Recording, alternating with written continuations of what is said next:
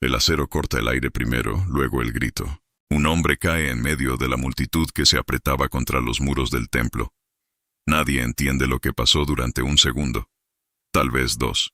Después alguien ve la sangre, mucha sangre. El asesino ya desapareció. La gente comienza a retroceder, empujándose unos a otros. Algunos gritan, «¡Romanos!». Otros creen que fue un robo, pero los que conocen ese tipo de ataque no dicen nada. Solo miran alrededor, nerviosos, porque saben exactamente lo que ocurrió. Una daga corta, oculta bajo la túnica. Un golpe rápido entre las costillas. Ese método tenía nombre. Sicari. Y detrás de los Sicari estaban los hombres que Roma temía más que a cualquier ejército rebelde de Judea. Los celotes. Pero aquí empieza el problema. Durante siglos se han contado dos historias completamente distintas sobre ellos. Una los pinta como héroes de la fe, hombres que lucharon contra la ocupación romana hasta la muerte. La otra los describe como fanáticos violentos que sembraban terror entre su propia gente. Entonces la pregunta incómoda aparece. ¿Quiénes eran realmente? Rebeldes o terroristas. Antes de seguir, haz algo rápido. Si te interesan estas historias, donde la historia oficial empieza a romperse un poco, suscríbete ahora mismo al canal, porque hay muchos episodios del mundo antiguo que suenan muy diferentes cuando uno deja de repetir la versión cómoda. Y lo que pasó en Judea en el siglo IX definitivamente no fue cómodo. Para entender a los celotes hay que mirar el ambiente en el que nacieron. Judea llevaba décadas bajo control romano. No era una ocupación silenciosa. Roma no gobernaba con diplomacia suave. Gobernaba con impuestos, soldados y crucifixiones públicas. Si una ciudad se rebelaba, Roma no negociaba mucho. Arrasaba el lugar. Ejecutaba a los líderes y dejaba cruces en los caminos como advertencia. La idea era simple. Que nadie olvidara quién mandaba. Aún así, Judea no era una provincia cualquiera. Para los judíos, la tierra no era solo territorio. Era una promesa divina, un pacto religioso que venía desde generaciones mucho antes de que Roma existiera. Eso creaba una tensión permanente. Cada impuesto romano se sentía como una humillación. Cada estatua pagana dentro de la provincia se veía como una provocación. Cada soldado extranjero caminando por Jerusalén era un recordatorio de que el pueblo elegido estaba gobernado por otro imperio. Ese resentimiento llevaba décadas acumulándose. Algunos grupos religiosos predicaban paciencia. Decían que Dios actuaría en el momento correcto. Otros pensaban algo muy distinto. Decían que Dios ayudaba, pero solo a quienes peleaban. Es ahí donde empiezan a aparecer los primeros rastros del movimiento celote. No era una organización formal al principio. No había uniformes ni cuarteles. Más bien era una mentalidad que se expandía entre ciertos predicadores, combatientes y agitadores. Su idea central era brutalmente simple. Roma debía salir de Judea. Y si eso requería violencia, entonces la violencia era voluntad divina. El nombre celote viene de la palabra griega celotes, que significa alguien consumido por el celo religioso. Fanáticamente comprometido. No con una causa política cualquiera. Con Dios. Eso hacía la diferencia. Para ellos colaborar con Roma no era solo traición política. Era pecado.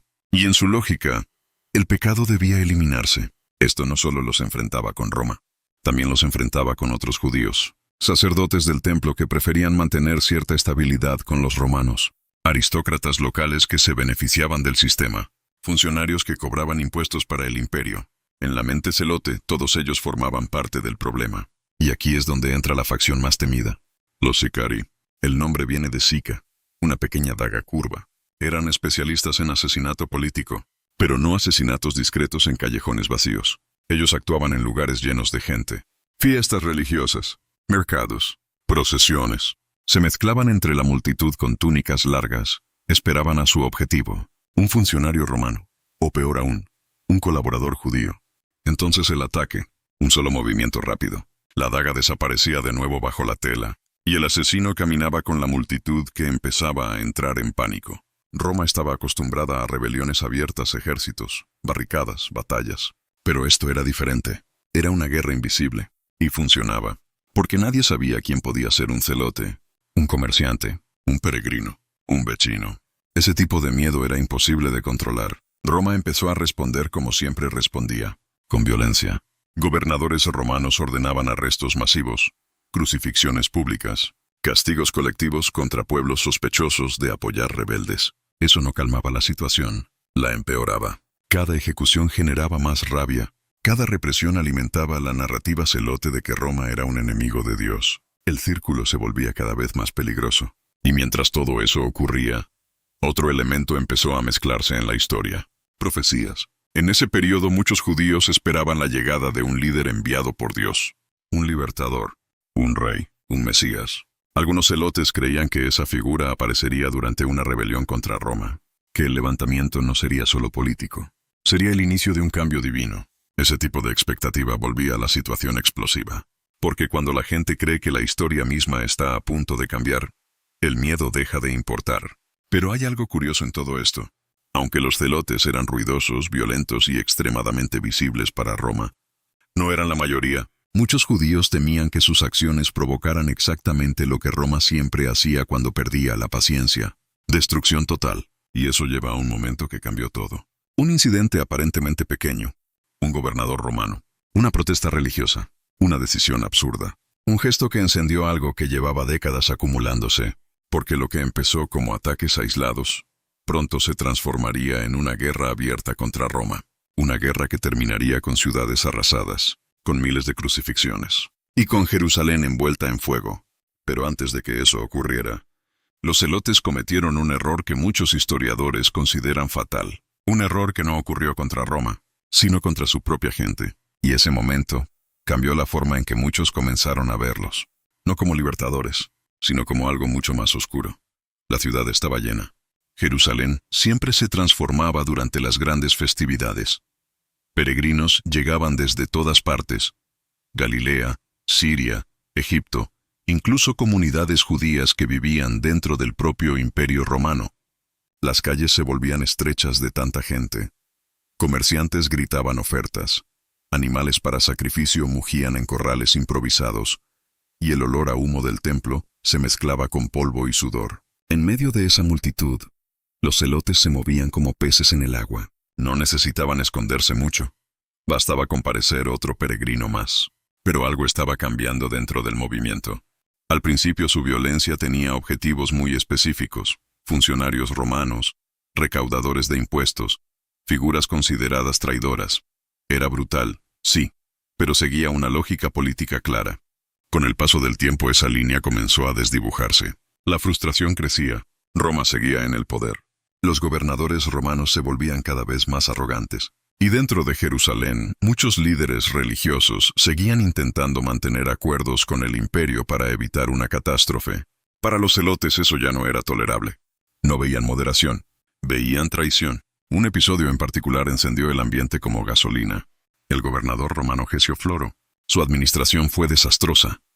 Incluso historiadores romanos posteriores lo describieron como corrupto y provocador. Floro exprimía impuestos, confiscaba dinero del tesoro del templo y permitía abusos de soldados contra la población local. La tensión llegó al límite cuando tomó dinero del propio templo de Jerusalén. La reacción fue inmediata. Multitudes protestaron. No era una revuelta armada todavía, más bien una explosión de indignación pública. Gritos, insultos, presión colectiva. Floro respondió con brutalidad. Soldados romanos atacaron a los manifestantes. Hubo ejecuciones. Hubo crucifixiones. Y algo dentro de la ciudad se quebró. Muchos judíos que antes desconfiaban de los celotes empezaron a pensar que tal vez no había otra salida. Ese fue el punto donde el conflicto dejó de ser una serie de atentados y se transformó en algo mucho más grande, una rebelión abierta. En el año 66 después de Cristo, Jerusalén se levantó contra Roma. Las guarniciones romanas fueron atacadas.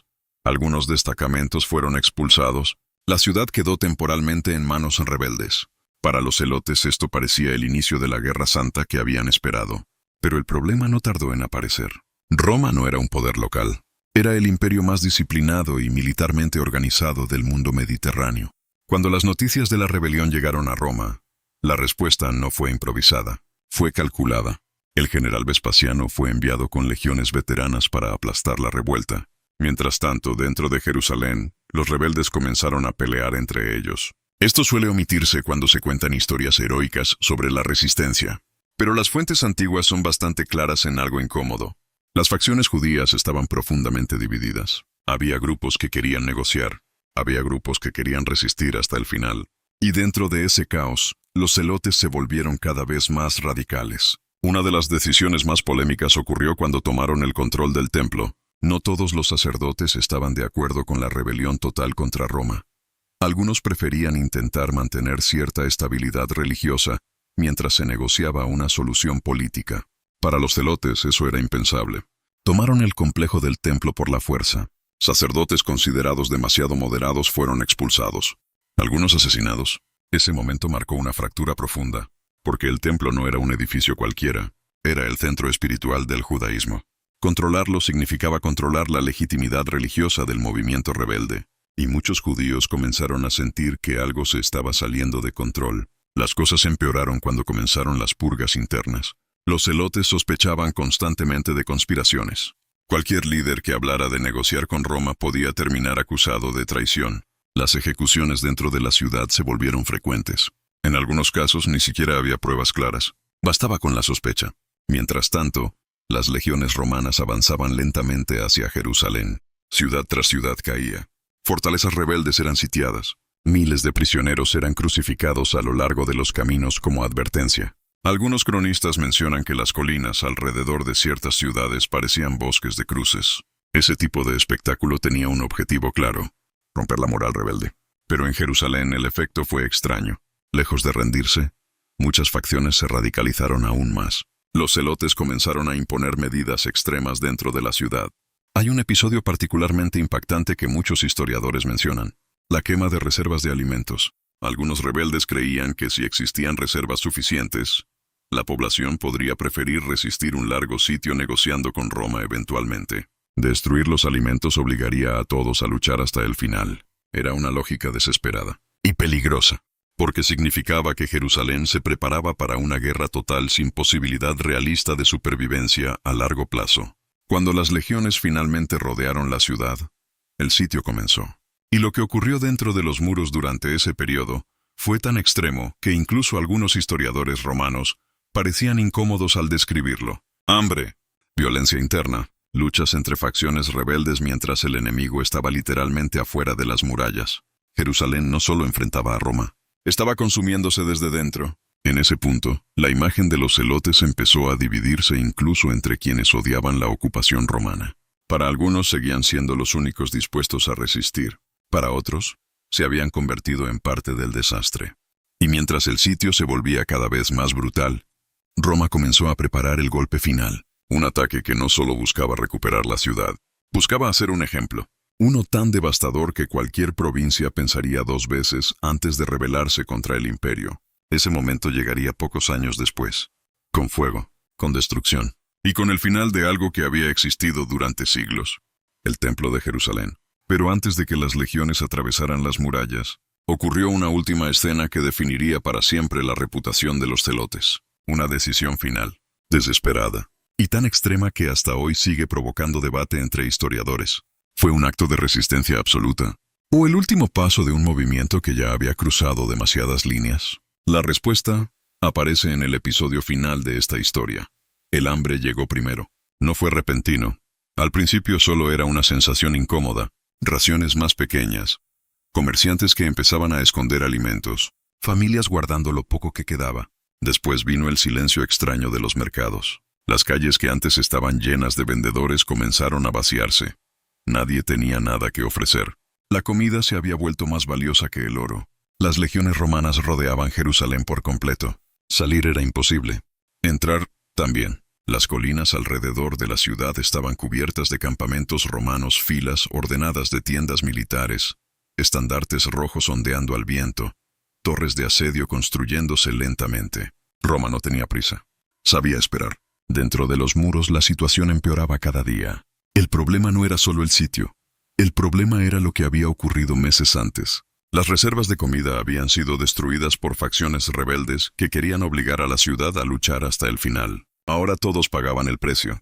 Los relatos antiguos describen escenas difíciles de imaginar: familias peleando por migajas, personas buscando raíces entre piedras, casas abandonadas saqueadas por vecinos desesperados. La violencia se volvió cotidiana, y los celotes seguían controlando partes importantes de la ciudad. Su lógica no había cambiado. Rendirse a Roma no era una opción. En su mente, la derrota significaba algo peor que la muerte.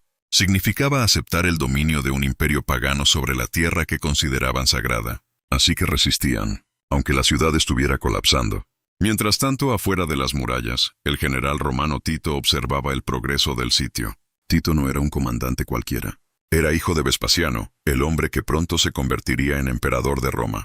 La campaña en Judea no era solo una guerra local, era una oportunidad política. Una victoria espectacular fortalecería el prestigio de su familia en Roma. Por eso el ataque final se preparó con cuidado. Las legiones comenzaron a construir enormes rampas de asedio. Torres de guerra, máquinas capaces de lanzar piedras gigantes contra las murallas. Día tras día el sonido de martillos y madera resonaba en las colinas. Dentro de Jerusalén, muchos sabían que el final se acercaba. Algunas facciones aún intentaban negociar. Los celotes no querían escuchar. Para ellos la guerra tenía un significado casi religioso. Morir luchando era preferible a vivir bajo Roma. Ese pensamiento se extendía cada vez más entre los combatientes. Cuando finalmente comenzó el asalto serio contra las murallas, la ciudad ya estaba debilitada por meses de hambre. Los romanos rompieron las primeras defensas. Luego las segundas. Cada avance era lento y sangriento. Las calles se transformaron en campos de batalla. Combates casa por casa. Barricadas improvisadas. Fuego. Mucho fuego. En medio de ese caos ocurrió algo que marcaría la historia para siempre. El incendio del templo. No existe consenso total sobre cómo empezó. Algunas fuentes dicen que fue accidental durante los combates. Otras sugieren que los soldados romanos actuaron por furia o impulso. Lo que sí sabemos es lo que ocurrió después. Las llamas se extendieron rápidamente por el complejo. El templo de Jerusalén, el centro espiritual del judaísmo durante siglos, comenzó a arder. La escena debió ser aterradora. Columnas enormes envueltas en fuego, oro derritiéndose por el calor, multitudes corriendo desesperadas, sacerdotes intentando salvar objetos sagrados. Todo perdido. Para muchos judíos ese momento fue más devastador que la propia caída militar de la ciudad. El corazón religioso de su mundo desaparecía frente a sus ojos, y con él también se desmoronaba la causa por la que tantos habían luchado. Las legiones romanas terminaron de aplastar la resistencia. Jerusalén quedó destruida. Miles murieron. Miles más fueron vendidos como esclavos. Las calles quedaron cubiertas de ruinas. Pero la historia de los celotes no terminó completamente ahí. Un último grupo logró escapar. Se refugiaron en una fortaleza aislada en el desierto. Masada. La fortaleza estaba construida sobre una meseta enorme, rodeada de acantilados casi imposibles de escalar. Había sido fortificada años antes por el rey Herodes y tenía reservas suficientes para resistir bastante tiempo. Cuando los romanos llegaron, se encontraron con un problema. Tomar Masada no sería fácil. La solución fue la misma que habían usado en Jerusalén: paciencia. Construyeron un enorme sistema de asedio alrededor de la montaña. Murallas, campamentos, una gigantesca rampa de tierra que lentamente subía por uno de los lados del acantilado. Fue un proyecto militar impresionante. Meses de trabajo. Finalmente las máquinas romanas estuvieron listas para abrir una brecha en las defensas. Los soldados se prepararon para entrar. Pero cuando finalmente atravesaron las murallas, encontraron algo inesperado. Silencio. Las casas estaban quietas.